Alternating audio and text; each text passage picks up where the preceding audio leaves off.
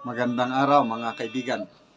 Pag-usapan natin ngayon ang sagot o resback ni Attorney Salvador Panelo sa mga patutsada ni PBBM, yung minaliit ni Pangulong Marcos Jr. ang mga kandidato ng kampo ng Duterte sa kick-off rally ng bagong alyansa sa Ilocos Norte, sa Lawag.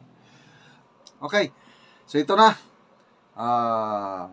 Mainit na usapin ngayon sa social media yung inutusan lang bumili ng suka nagkandidato na. Masyadong minaliit ng Pangulo ang mga kandidato ng kampo ng Duterte, kaya napilitang sumagot si Attorney Sal Panelo.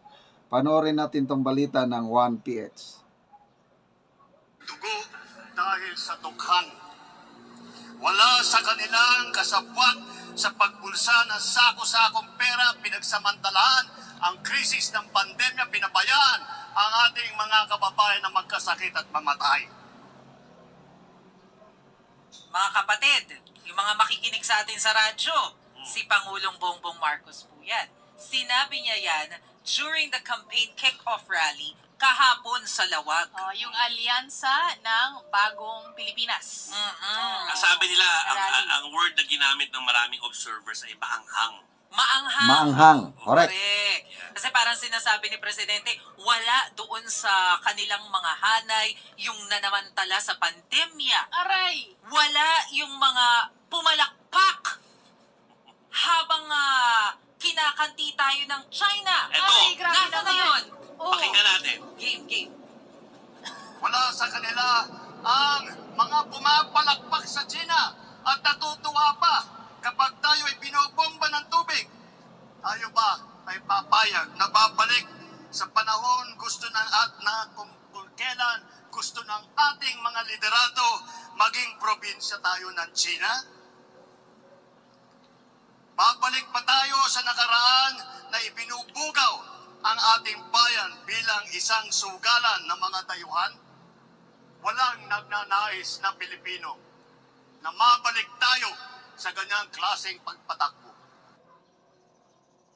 Kami naman nagsasang-ayon sa sinabi. Kasi talagang wala namang may gusto na talaga may under tayo ng China. No? Pero sabi ko nga sa inyo, the 90-day campaign na may mga pambubuska from different camps. Ano? Sinabi rin nga kagabi na, pero Mr. President, sa likod niyo, meron dyan, sinabi, author ng Pogo. Ay! Diba? So masakit yun kapag binalikan ka ng gano'n. Tapos yung kapag nung ilang times tayong inabi-abi, may kumibo ba? May iba doon, yung iba daw doon hindi kumibo. Correct. Pero, pumapalakpak habang nag-i-speech. Lalo na pag sona, palakpakan, standing ovation. Okay. Uy, correct ko lang yung sinabi ko kanina. Hindi ko alam anong lumabas sa bibig ko. Pero alyansa ng Bagong Pilipinas. Okay. Hindi ko alam ang sinabi ko kanina. Yan. So, ito pa. Pero talagang pinatungkulan ng diretso yung nasa Pasig. Diba? Hindi Ilog Pasig Pasig, Coliseum. Sa city. Ay meron pong event doon kagabi at meron tungkol sa propeta. Propeta? Anong propeta? Pakinggan nga natin. Wala po sa kanila ang tilang sakristan ng isang bulaang propeta na nasasakdal dahil sa pagyurak sa ating kabataan at sa ating kababaihan. Wala sa kanila ang tagataguyod ng pugad ng krimen, ng sentro ng paglalapastangan ng mga kababaihan na mga pugo. Asa na yung bulaang propeta?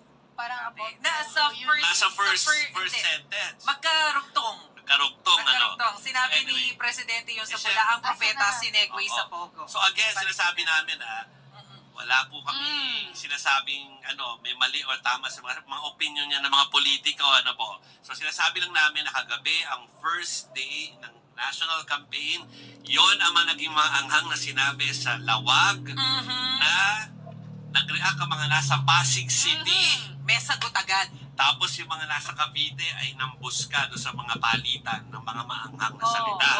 So ganun po yung nangyari dyan. At para maging fair tayo, pasagutin natin yung mga pinatamaan. Okay. Kaya ba natin? Asa na? Mm. Sabi yun sa politika. Sabi sa paligsahan ng putik. Pangalawa, ang pinatatamaan niya, obviously, yung tatlong kandidato.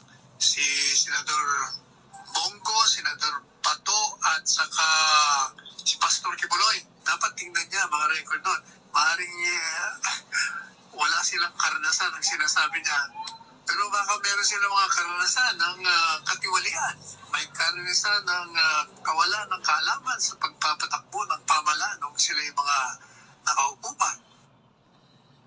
Si ano po yan Attorney Salvador Panelo, May isa dating pang sumagot. Presidential Chief Legal May isa Counsel. pang sumagot. Si Senator Bato. Yung droga kay Benene, basta bigyan natin ng tsansa. Sigurado yan, kung atin ang Malacanang, kaya-kaya natin yan. Makasuporta ko doon sa aking laban ay si Senator Bongo at si Senator Ganyan talaga po sa politika, batuhan ng putik. At bahala na ang taong bayan. Campaign period na. Mamaya may i-share ako ng survey results sa Cebu. Nako, yung mga binabatikos, yung mga inutusan ng bumili lang ng suka na mamayagpag, panalong-panalo ang kampong Duterte sa senatorial survey sa Cebu. Okay, mga kaibigan, salamat po sa inyong palaging panonood sa ating channel. Nagkakaroon tayo ng income sa channel na ito dahil sa inyo at ang income natin ay tinutulong sa tribong Talaandig sa Bukidnon. Namimigay tayo ng libreng pako at yero sa tribo para makapagpatayo itong katutubong ito ng sarili nilang bahay or ma-repair nila ang kanilang sira-sirang bahay.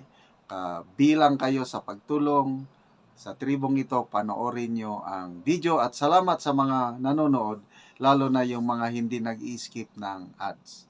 Yan nami dire sa balay sa Masimag ug ni si tatay nga nang kuan siya ni dool siya sa mo og ako siyang interview kay naa nami sa ilang payag-payag. Angkol may hapon. Ay hapon. Oh, mo na ninyong balay. Mauna ni. Oo, trapal nga nangagisi na. Oo, so sulod ko angkol ha. Sige. Oo. Sulod ko sa inyong balay. Atong ikuan angkol, sulod ko sa sulod ha. Oh, Oo. Butangan na og sako. sako ra gid ang tanaw ng dingding. Ang mga dingding, mga sako gihapon. Oo. Gibutangan na og sako, then gihimuan na og sandayong diri sa sulod kay kung mag-ulan, Naturo na. gatulo.